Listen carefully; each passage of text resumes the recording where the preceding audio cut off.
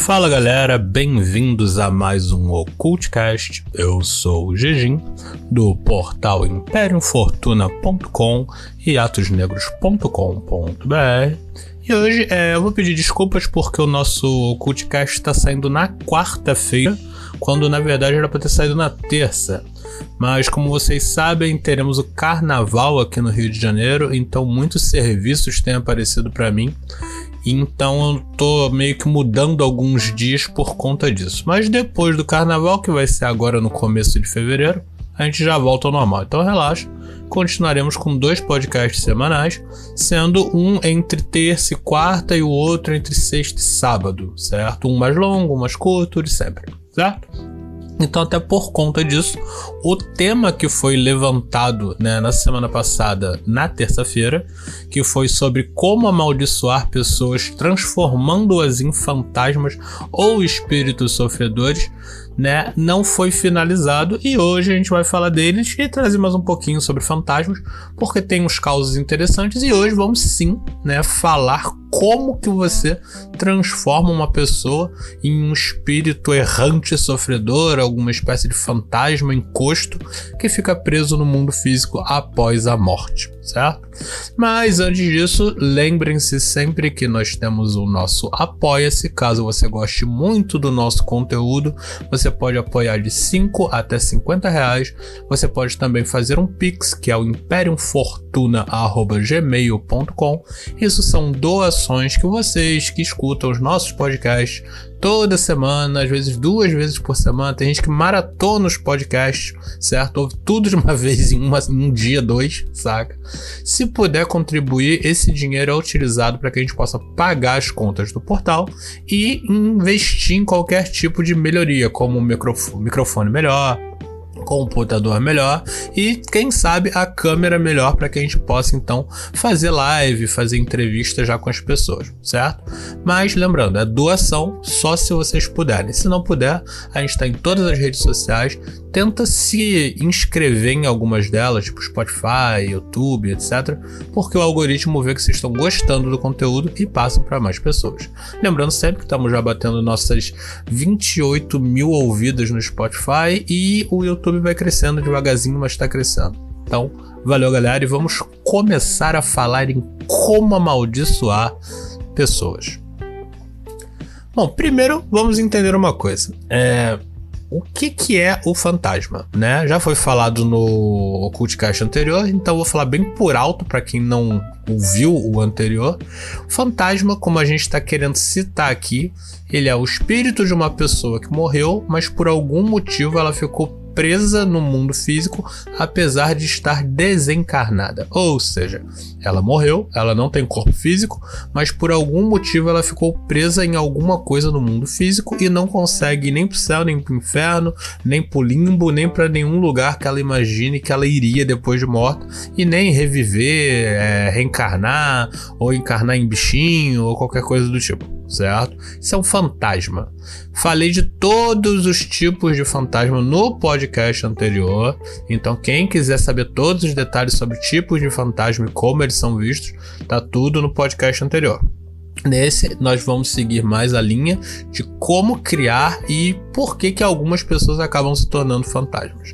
Então, um exemplo que eu achei muito interessante que eu queria falar com vocês foi que, para variar, o César, lá no nosso grupo do WhatsApp, mandou um vídeo, de um cara fazendo uma live, gravando ele mesmo na selfie da câmera, e do nada uma porta abre e a inteligência artificial da câmera dele, ou do computador dele, não sei direito, já verificou que tinha um fantasma lá com mais de 500 anos na porta dele. É um tipo de vídeo que chamava muita atenção, principalmente antes da era digital. Ou seja, quando a gente tinha apenas câmeras analógicas e coisas do tipo, para que você pudesse fazer uma filmagem e era tudo efeito prático, Então, aquela porta se abrir era efeito prático, aquele rosto aparecer era efeito prático, tudo era efeito prático, e aí depois era modificado de uma forma muito manual, certo? Nos estúdios de vídeo. Então, antigamente, as pessoas elas davam um pouco mais de confiança a esses vídeos de fantasmas que a gente vê na internet. Eu, antes de gravar esse podcast, eu dei uma olhadinha no YouTube. Mano, tem milhares. Eu imagino que em TikTok, que são vídeos curtos, Instagram deve ter ainda mais, certo? Mas hoje em dia é muito fácil você fazer um vídeo fake de fantasmas, certo? Por quê? Porque qualquer aplicativo de câmera você consegue criar um vídeo desse e colocar na rede para todo mundo ver, ganhar uns likes, talvez ganhar uns dinheiros, uns seguidores e seguir a vida. Então hoje em dia é muito difícil de você acreditar num vídeo desse. Por isso, pra galera que me pergunta e que me manda vídeo, coisa do tipo, a regra é clara. Você só acredita se foi uma pessoa que você confia muito que fez o vídeo, não que te enviou o vídeo. Ou seja, digamos que você confia muito na tua esposa. A tua esposa fala, olha, eu filmei e tá aqui no meu celular, eu vou te enviar porque, olha só, apareceu uma coisa estranha numa filmagem que eu fiz aqui. Aí tudo bem, se tu confia nela, ela não for nenhuma mitomaníaca da vida, beleza, entendeu? Mas qualquer coisa encaminhada, a chance de ser 99,99% de ser fake é muito grande. Então por isso a gente não leva em consideração. Mas eu tava ouvindo um caso, na verdade, de uma velhinha que vivia com 93 fantasmas dentro da casa dela. E isso me levou a uma coisa interessante, né? Porque no caso dela, ela não só talvez, né, evocasse aqueles fantasmas de algum jeito, como ela catalogava os fantasmas que, de acordo com o caso, o sobrinho dela, ou era neto dela, sobrinho neto, não lembro direito, também acabava vendo alguns. E a véia tirava foto dos fantasmas e catalogava, entendeu? Então isso, tipo, óbvio que é um caso, é uma história muito fenomenal, muito incrível, e daria, sim, um filme de terror maneiro, de suspense, sacou?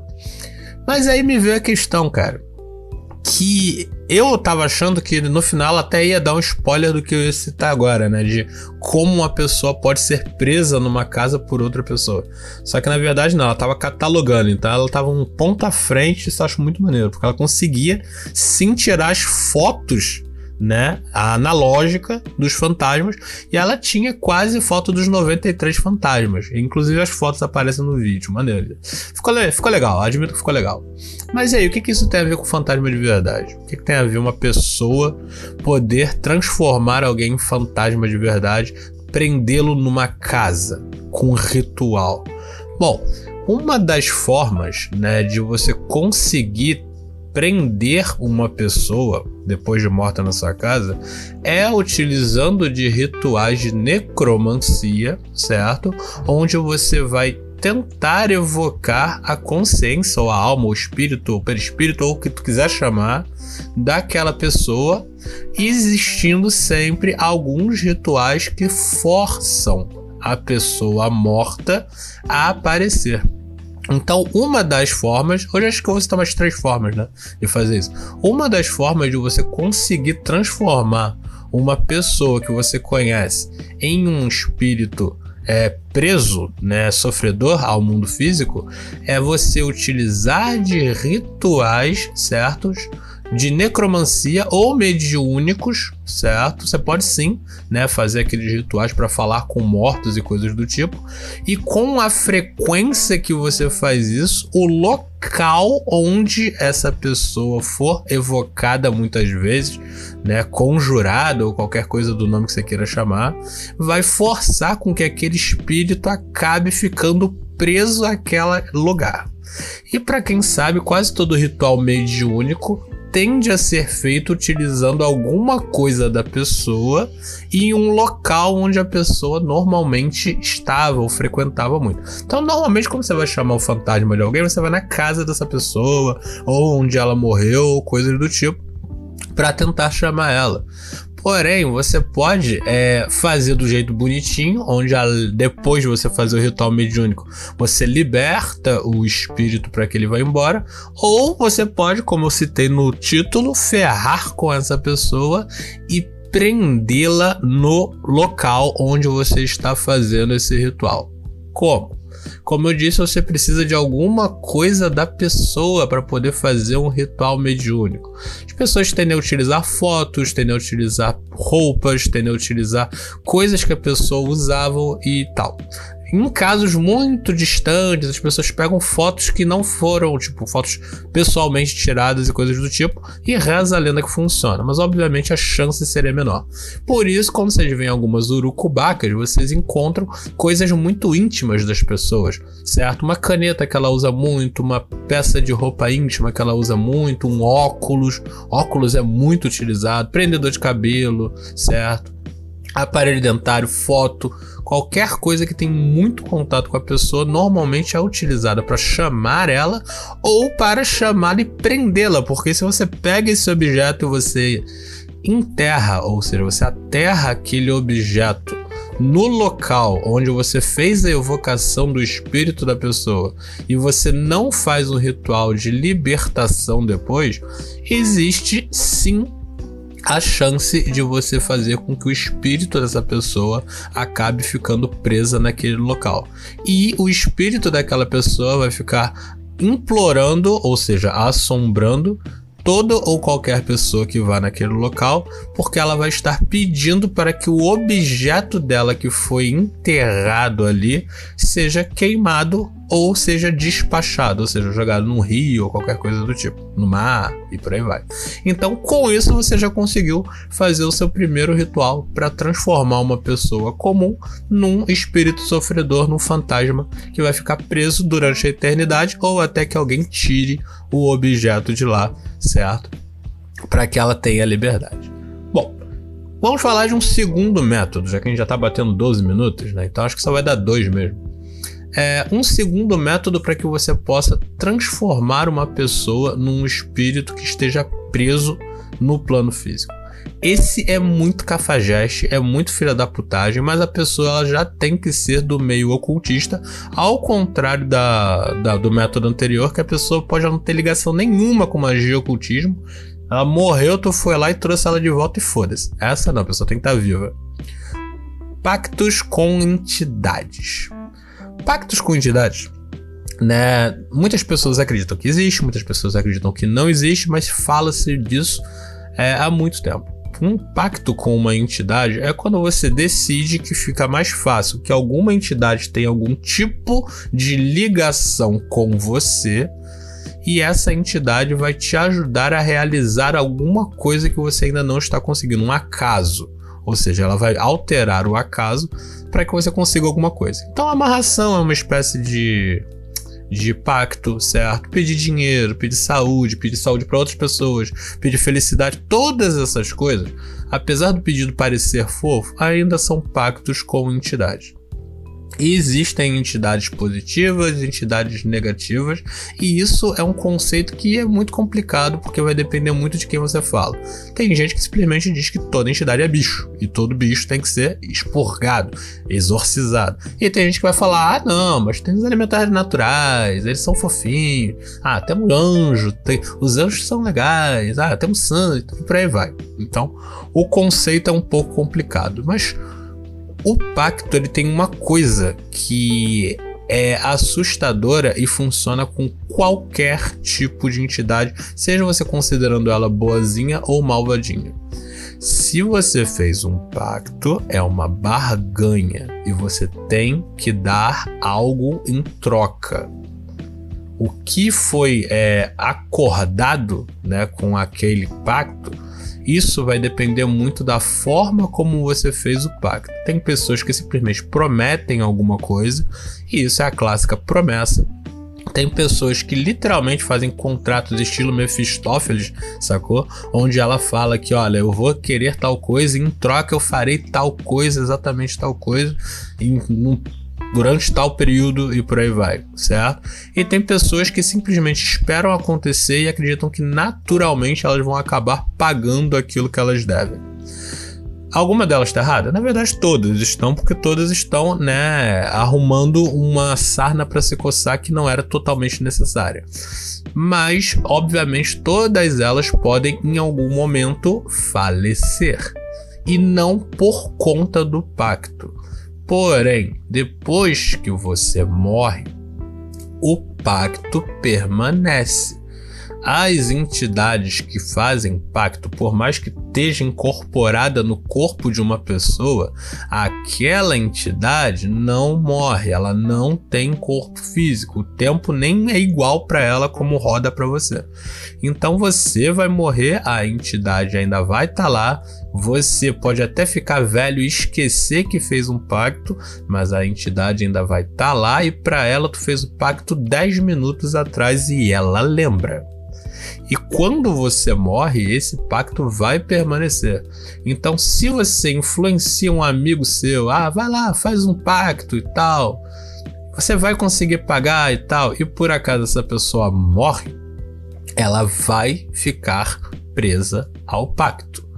E se você impedir de todas as formas que alguém realize o pagamento do pacto, porque essa pessoa ela tende a voltar em projeção astral para se comunicar, em sonho, em aparição, em mensagens tipo que vem do subconsciente das pessoas, falando, por exemplo, vamos dizer que ela fez um pacto com um herê e ela tinha que jogar, sei lá, bala Juquinha, certo? Num matagal qualquer.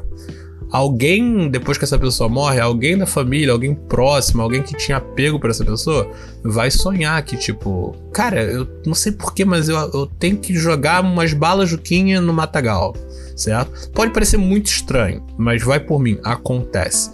A pessoa que morreu, ela se torna sim esse encosto que não chega a ser ainda negativo, e ela tenta pagar suas dívidas espirituais utilizando de membros que tinham apego, afeição a ela. Por quê? Quando uma pessoa morre, logo nos primeiros, vamos botar assim, sei lá, anos ou meses, não sei, a régua para isso, essa pessoa ela ainda tá muito humanizada. Então ela ainda vai tentar procurar, certo? Pessoas que ela conhecia, as memórias dela ainda estão lá. Porém, reza a lenda que depois que você morre por muito tempo e fica preso aqui muito tempo, as suas lembranças vão se desfazendo. E aí você acaba caindo no esquecimento e você acaba esquecendo das coisas. E aí então quando você vê aqueles espíritos sofredores que vai parar para qualquer pessoa no escuro, botar a mão no ombro e, por favor, joga uma bala no mato. Sacou? Então, isso é uma das formas. Mas como é que eu vou convencer uma pessoa? Cara, isso é muito fácil. Primeiro, você pode levar ela para fazer vários pactos, porque tá na moda ser ocultista, certo? E você sabe que ela não vai pagar, e depois que ela morrer, né? E por favor, não tente causar a morte da pessoa, esse não é o intuito aqui, mas é o que acontece depois de morto e não depois de assassinado, certo? Você pode tentar impedir que ela pague o pacto dela. Mas você pode, durante a vida da pessoa, fazer com que ela não leve mais aquilo a sério.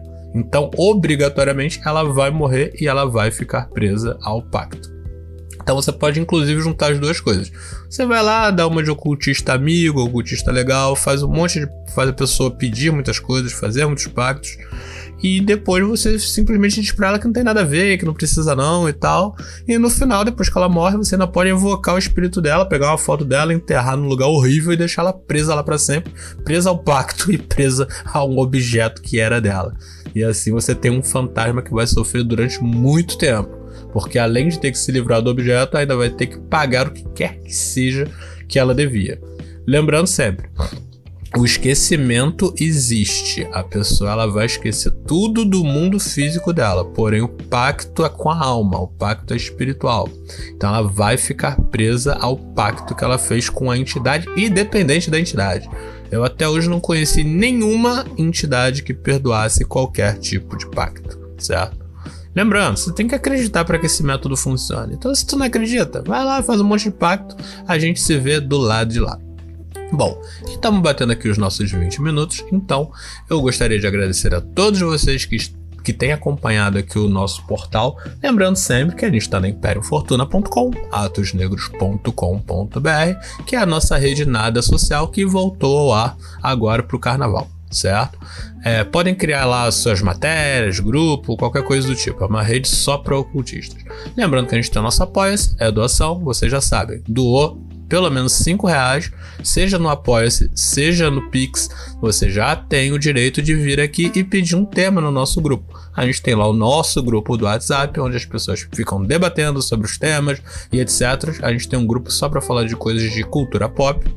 E temos a nossa rádio na sexta-feira, onde vocês podem pedir música.